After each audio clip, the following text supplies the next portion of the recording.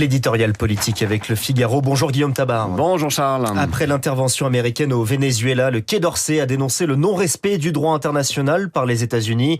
Mais Emmanuel Macron n'a pas formulé la moindre critique sur cette intervention. Alors comment expliquer ce hiatus ? Ah bah oui, c'est vrai qu'il est étrange, effectivement inhabituel ce hiatus. Il est spectaculaire car dans la première réaction française, le ministre des Affaires étrangères, Jean-Noël Barrot, avait certes critiqué le régime de Nicolás Maduro, mais l'essentiel de son communiqué était pour dire que l'intervention américaine contrevenait au principe de non-recours à la force qui fonde le droit international, alors que dans le tweet qu'il a écrit quelques heures plus tard, Emmanuel Macron estimait que le peuple vénézuélien ne pouvait que se réjouir de la chute de Maduro et sans faire la moindre allusion à l'opération américaine.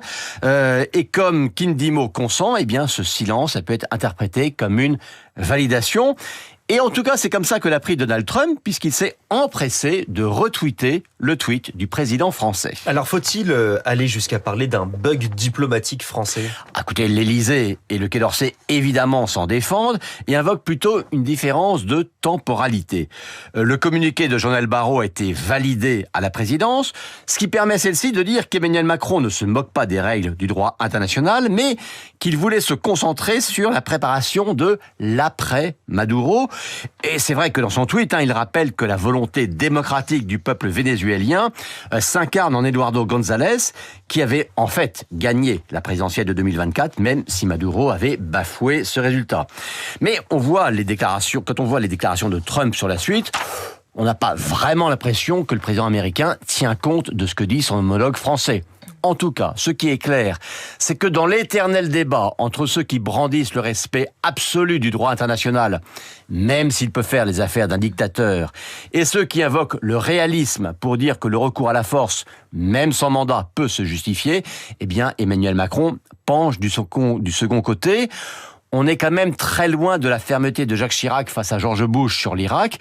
Et puis n'oublions pas que l'Irak et puis plus récemment la Libye ont montré que renverser une dictature n'offrait aucune garantie ni pour le pays concerné, ni pour l'équilibre international. Alors de manière plus générale, les réactions politiques à cette opération ont-elles épousé les clivages traditionnels ? Écoutez, je dirais qu'on a eu des confirmations et des surprises. La confirmation, c'est la réaction des insoumis qui ne s'offusquent que de l'impérialisme américain et continue de prétendre que défendre le peuple vénézuélien, c'est défendre le dictateur Maduro.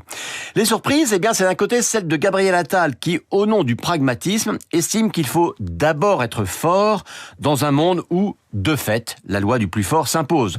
Et puis, autre surprise, de l'autre côté, celle de Marine Le Pen, qui, tout en critiquant le régime de Maduro, se fait au contraire la gardienne des principes du droit international, à commencer par celui de la souveraineté des États, qui, a-t-elle rappelé, est inviolable et sacré.